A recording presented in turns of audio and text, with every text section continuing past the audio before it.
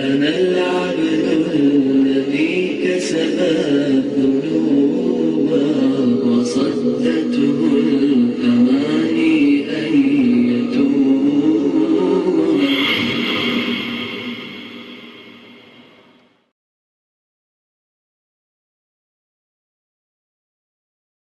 तो हज़रात गिरामी, इस मकालात की नशिस्त का पहला मकाला मौलाना मोहम्मद नौमानुद्दीन साहब नदवी लखनऊ का है, जो अरबी ज़ुबान में है। फ़ज़ीलतुश शेख मोहम्मद सालिम अल क़ासिमी अज़वाउ अला अब्रज़ी ख़साइसी मुमय्यज़ाती, मौलाना मोहम्मद नौमानुद्दीन साहब लखनऊ। बिस्मिल्लाहिर्रहमानिर्रहीम।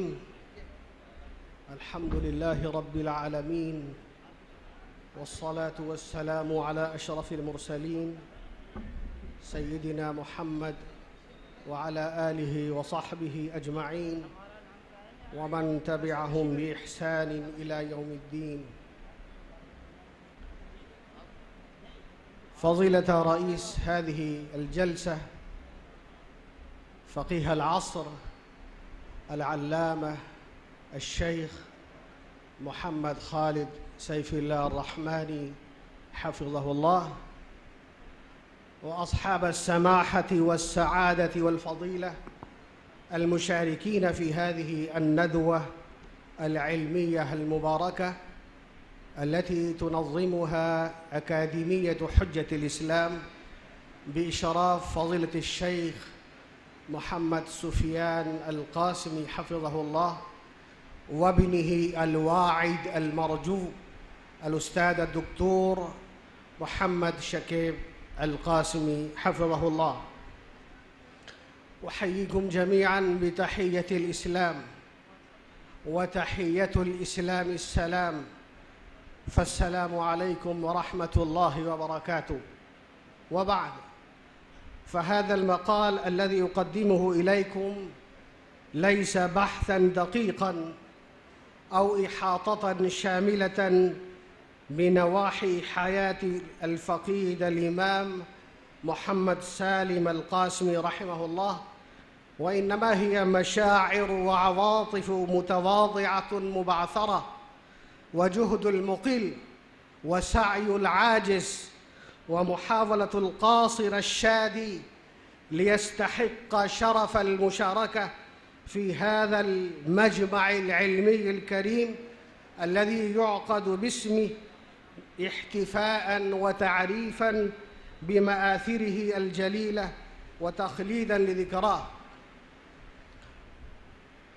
أما موضوع المقال، عنوان المقال، فهو فقيد العلم والبيان، أستاذ العصر وفخر الهند، المحدث المتكلم العلامة الشيخ محمد سالم القاسمي، أضواء على أبرز خصائصه وشمائله. وصف الكاتب المصري الشهير الأستاذ أحمد أمين أستاذا له فقال: لئن كان أكثر الناس نسخا متشابهة من كتاب تافه مطبوع، فقد كان نسخة خطية من كتاب قيم نادر.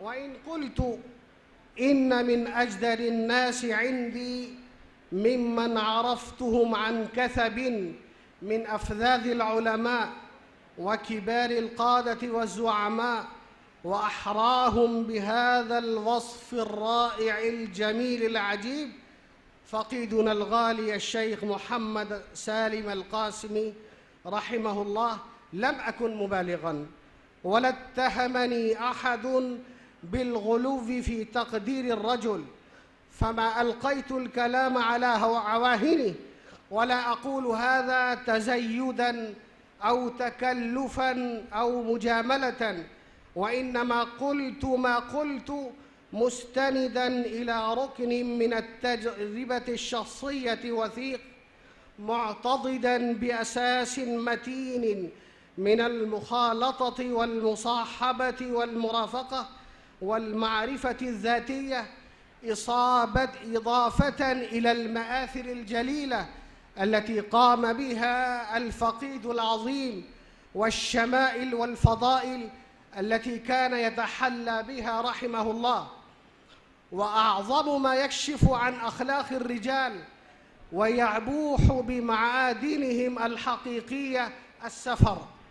فالسفر كما يقال يسفر عن حقيقة الرجل، عن طبيعته المتجذرة فيه ومزاجه الأصيل. ومن سعادة حظ الكاتب أن الله سبحانه قدر له مرافقة الراحل الكريم في سفر الحج المبارك الذي سأقص قصته عليكم بعد قليل إن شاء الله. كنت أوردت وصفاً لأحمد أمين لأحد أساتذتي وقلت إن هذا الوصف من أحق الناس به عندي فقيدنا الغالي الشيخ محمد سالم القاسمي رحمه الله، فقد كانت شخصيته نادرة قلما رأى الناس لها نظيراً في العصر الأخير، ولا عجب في ذلك ولا غرابة، فالشيء من معدنه لا يستغرب. والولد سر أبيه، فقد استمد أو اقتبس أو ورث الفقيد هذه الندرة وهذه المثالية من بيته المثالي الفريد، بيت العلم والفضل والحكمة والدعوة، بيت الصلاح والتقوى، بيت الإمامة والقيادة، بيت النبل والنجابة والشرب. وحسبكم بهذا البيت ذكراً وفخراً وشرفاً أنه يعتز بالانتساب إليه مئات الآلاف من العلماء والنبلاء والأشراف، البيت الذي سجل في دفتر الزمان اسمه وملأ الخافقين بذكره، فكأنه أرغم التاريخ أن يحتفظ به في أجمل آثاره. مع الأسف قد انقضى الوقت، ويعني لم أستطع أن أقرأ حتى العشر العشير من مقالي، فمعذرة إليكم والسلام عليكم.